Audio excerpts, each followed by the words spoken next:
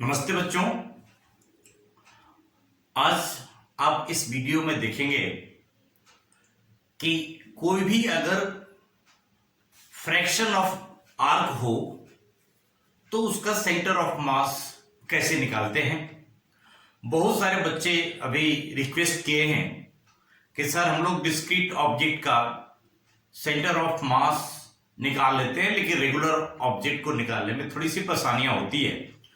तो बच्चों शायद आपको याद होगा कि अगर अगर अगर मान लिया जाए कि x यहां पर x1 x2 x3 एक एक्सिस में m1 m2 m3 ऑब्जेक्ट रखे जाएं तो x component of centre of मास के लिए फॉर्मूला हमारा m1 x1 m2 x2 m3 x3 upon total मास होता है। ऐसा हम लोग डिस्क्रीट ऑब्जेक्ट के लिए निकालते हैं।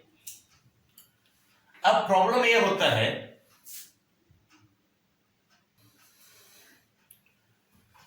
कि यदि कोई तीन ऑब्जेक्ट जिसका मास m1 m2 m3 हो और x1 x2 x3 पोजीशन पर रखा जाता है तो सेंटर ऑफ मास के लिए फॉर्मूला हम लोग x इजिकल टू क्या लिखते हैं, m1 x1 plus m2 x2 plus m3 x3 upon m1 plus m2 plus m3 अर्थात टोटल मास।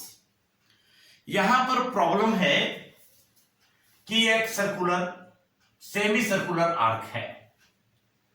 अब सेमी सर्कुलर आर्क होगा तो इसका कुछ मास होगा, इसका कुछ रेडियस होगा। तो let m is the mass of semi circular ring और r is the radius.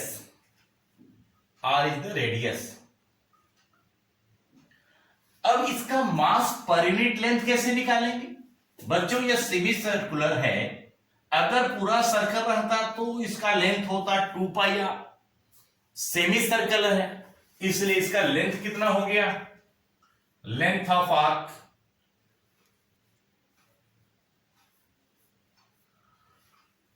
r pi into r।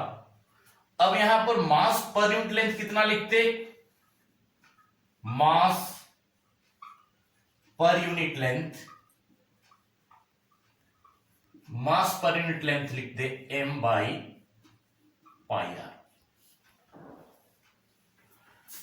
अब बच्चों इस फिगर को देखिए, यह रेगुलर ऑब्जेक्ट है। आप रेगुलर ऑब्जेक्ट में जिस तरह से स्ट्रेट वायर का स्ट्रेट लेंथ का सेंटर ऑफ मास निकाले थे कि एलिमेंट्री सेक्शन लेते, तो यहां पर भी हम लोग let us suppose elementary section, this elementary section is at a distance, angular distance theta, makes a small angle d theta. तो what would be length of this one? Length of this one would be r into d theta। तो यहां पर elementary section का मास कितना होगा? तो first find mass of elementary section, mass of elementary section. So it is dm small m which is equal to m by pi r into r d theta। r से r चला गया तो m by pi d theta। तो this is a small mass of elementary section। Now it is very important to calculate the coordinate of this elementary section। अब इस elementary section का जो मास है इसका कोऑर्डिनेट क्या होगा, एक्स एक्सिस और वाई एक्सिस से। तो जैसा कि हम जानते हैं कि जब भी आप किसी का कोऑर्डिनेट निकालते हैं तो उस पॉइंट से एक्स एक्सिस पर और वाई एक्सिस पर रिस्पेक्टिव हम लोग परपेंडिकुलर डाल देते हैं। तो यहां से इस पर परपेंडिकुलर डाल दिया तो इट इज एक्स कोऑर्डिनेट, और इससे परपेंडिकुलर डाल दिया तो इट इज वाई कोऑर्डिनेट। तो यहां पर यह डालते तो x कोऑर्डिनेट या रेडियस है या एंगल थीटा है, तो it is r cos theta. Similarly r sin theta is the y component. तो कोऑर्डिनेट ऑफ द पॉइंट कितना हो गया? Coordinate of the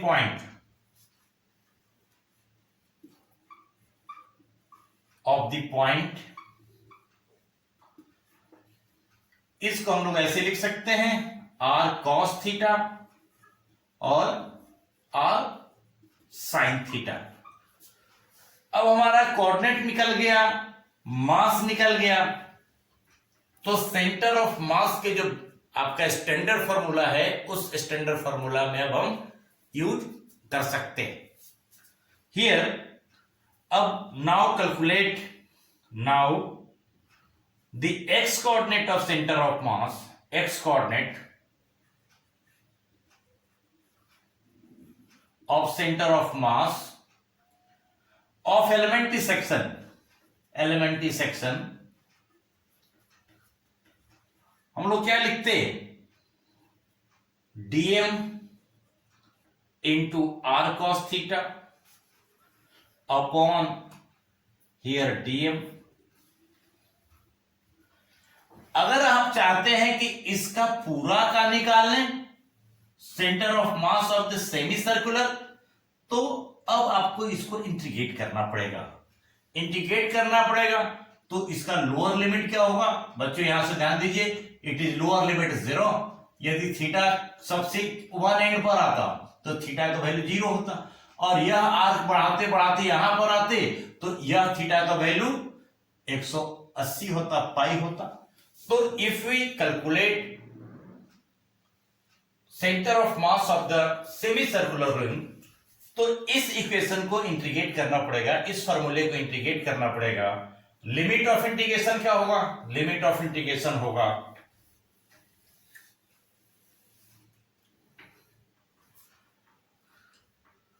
the x coordinate of center of mass is equal to integration of dm r cos theta upon integration of dm limit, put the limit here 0 to pi, और यहां पर 0 to pi करेंगे तो total mass आ जाएगा m, which is equal to dm का मान रख दीजिए, dm is equal to m by pi here d theta into r cos theta upon total mass m। m से m कट गया, integration 0 to pi, that is, देखिए इस dm का value यहां पर m लिखे हैं और ऊपर का वैल्यू का यह टोटल इंटीग्रेशन। m से कटने के बाद तो अब केवल एक ही टर्म बचा, r और पाई इसका बाहर है तो r बाई पाई कांस्टेंट था तो इसको बाहर निकाल दिया। नाउ इंटीग्रेट 0 to pi किसका? cos theta into d theta का। तो cos theta into d theta, इसका इंटीग्रेशन होता है cos थीटा का sin theta, that is r by pi sin theta 0 to pi। यदि आप इसको 0 to pi का वैल्यू देते तो r by pi sin pi minus sine 0 which is equal to sine pi 0, sine 0 0, तो r by pi into 0 that is 0। तो this is one component of the centre of mass. तो x component का क्या निकला?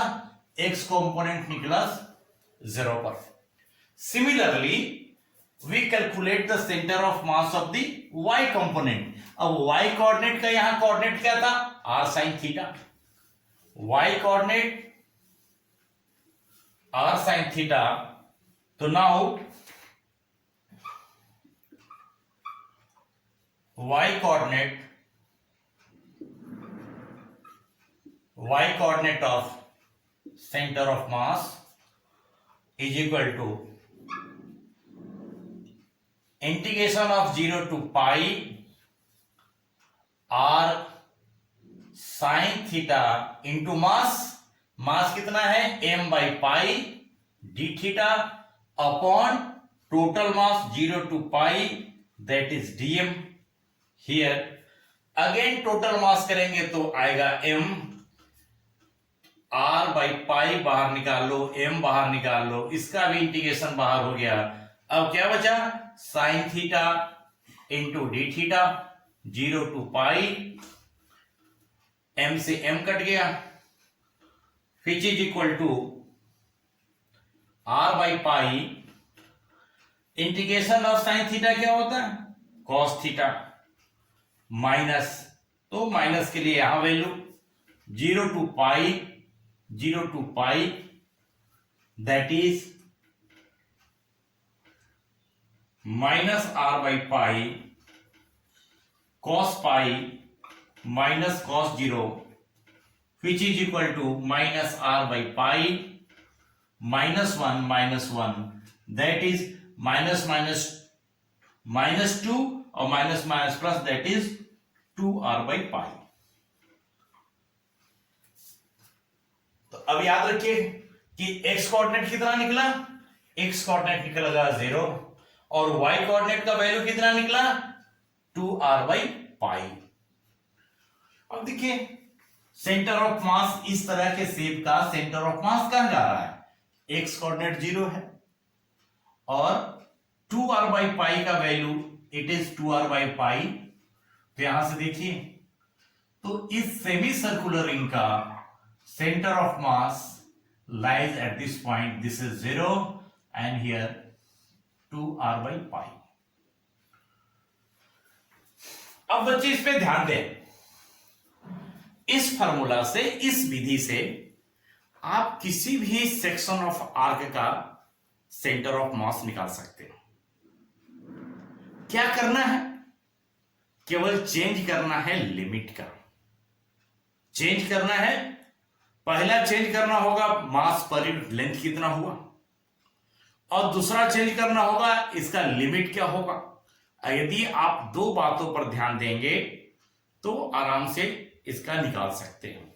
जैसे अगर कोई पूछे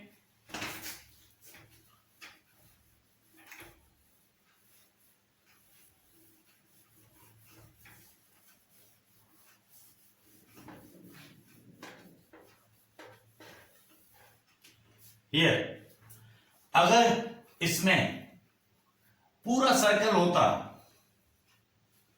तो पूरा सर्कल होता उसी तरह एलिमेंट्री सेक्शन लेते।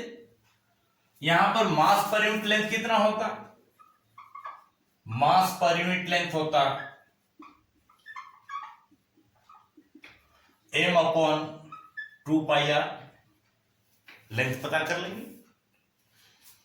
और लिमिट कहां से देते?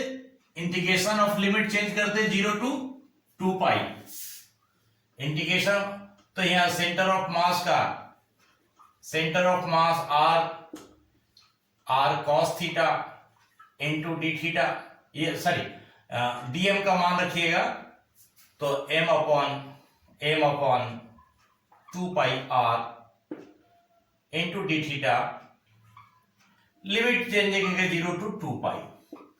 तो 0 से 2 पाई करेंगे तो 0, इसको 0 भी आएगा, उसी तरह y कंपोनेंट का भी 0 आएगा। तो centre of mass of A complete ring lies at its centre. अगर इसका सेक्शन इतना ही होता, ऐसे होता, अब नेक्स्ट प्रॉब्लम आपको क्या आता कि इस सेक्शन का आप सेंटर ऑफ मास निकालिए। प्रॉब्लम ऐसा होता, तीसरा प्रॉब्लम इसमें। तो क्या करते इसमें, इस प्रॉब्लम के लिए इसका लेंथ कितना, इसका मास अगर m दिया हो तो लेंथ होता पाई आर बाई 2 या 2 पाई बाई 4 करते तो इसी को पाई आर बाई 2 लिखते, और लिमिट चेंज करते 0 टू 90। अगर इस तरह का आर्क बनता, यहां से ऐसे आर्क बनता, तो हमें क्या चेंज करना होता, length. It is 3/4 into 2πr, यह लेंथ है। तो मास पर यूनिट लेंथ केवल चेंज करना होता, dm, मास पर यूनिट लेंथ इतना आता m/3/4 2πr, और फिर r d थीटा कर देते तो मास पर यूनिट लेंथ निकलता, और लिमिट कितना, 0 से 270। इसी तरह आप कोई भी अगर फ्रैक्शन ऑफ लेंथ होता, अगर यह काट के इसे छोटा कर देता है इसको, ठीक है कि भाई यह आर्क है, अब यह इतना एंगल, लोअर लिमिट यहां θ1 है, अपर लिमिट θ2 है, तो इसको इंटीग्रेट करते θ1 से θ2 तक। तो इस तरह प्यारे बच्चों, उम्मीद है कि आप सेमी सर्कुलर आर्क का या उसके पार्ट का सेंटर ऑफ मास कैलकुलेट करना समझ गए होंगे। थैंक यू, धन्यवाद।